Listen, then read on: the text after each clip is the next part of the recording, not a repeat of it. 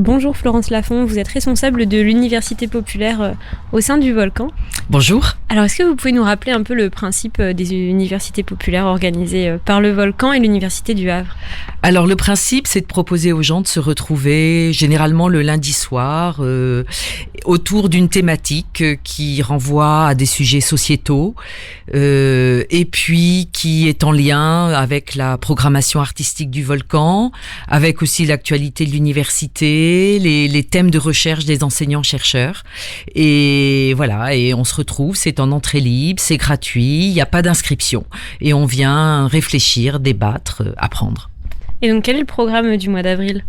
Alors en avril, le lundi 1er avril, on va faire une conférence sur les liens entre le théâtre et le cinéma. On s'aperçoit que de plus en plus, les metteurs en scène sur le plateau font appel à l'image, soit l'image filmée en direct, comme le spectacle Festen qu'on va accueillir très bientôt au Volcan, soit une image qui est préenregistrée.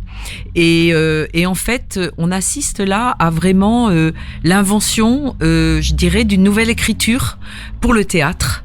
L'image, c'est pas une simple vidéo qui sert de décor.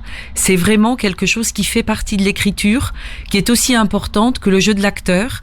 Et c'est assez fascinant pour le spectateur parce qu'il est à la fois au théâtre, avec le spectacle vivant dans toute sa magie, et à la fois au cinéma, dans le hors-champ.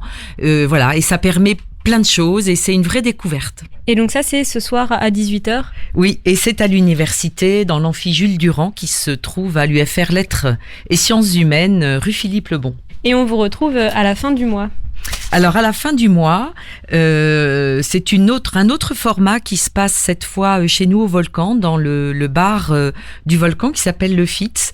Ce sont les rencontres aux arts citoyens qu'on a imaginées pour accueillir des artistes qui sont particulièrement militants, particulièrement engagés.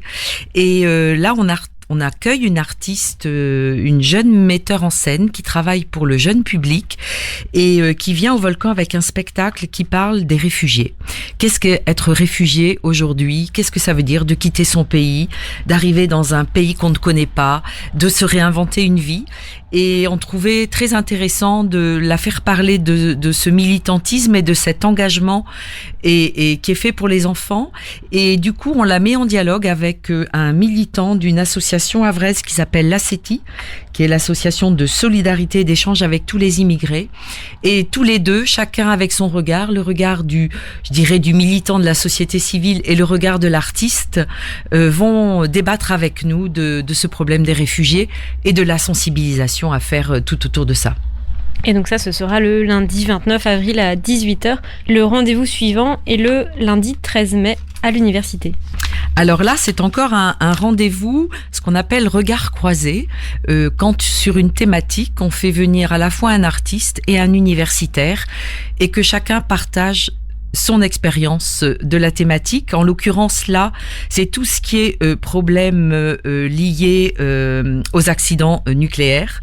Donc le spectacle que l'on accueille au Volcan s'appelle Svidal et il traite de la vie après Tchernobyl.